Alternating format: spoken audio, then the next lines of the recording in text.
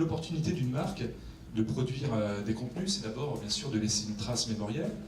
Ça lui permet d'émerger, ça lui permet de se différencier et ça lui permet tout simplement d'exister dans un paysage hyper concurrentiel où les contenus sont hyper fragmentés. Donc c'est vraiment l'objectif premier. Ça permet aussi bien sûr aux marques de gérer leur image et de contrôler les informations qu'elles donnent sur elles. Quelques chiffres concernant le content marketing. 70% des consommateurs préfèrent découvrir une marque par des contenus originaux ou créatifs. 72% des directeurs marketing pensent qu'un contenu de marque a plus de valeur qu'une publicité dans le magazine.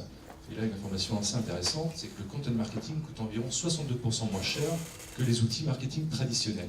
Et surtout, il génère 3 fois plus de leads. Clairement, l'objectif de Renault, c'était de se positionner en tant qu'acteur de la mobilité et pas juste comme constructeur automobile.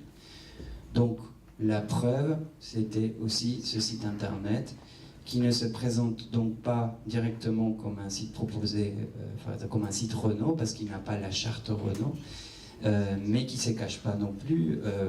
Renault est clairement identifié tout en bas du site.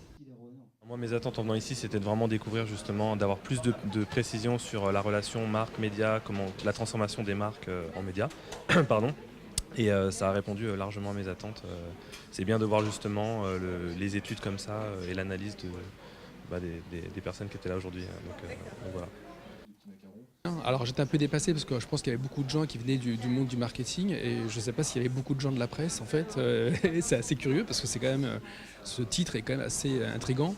Et donc moi j'étais un peu dépassé, par exemple on me parlait de ROI, je ne sais pas ce que c'est que le ROI, ce genre de choses, voilà, mais quand même c'était bien. Justement, j'ai eu une vision panoramique de ce qui se passe, des exemples très concrets, et puis un discours très structuré, avec aussi des pistes d'action, des premières étapes, les risques, enfin voilà, donc vraiment quelque chose de très complet pour pouvoir répondre à cet enjeu-là.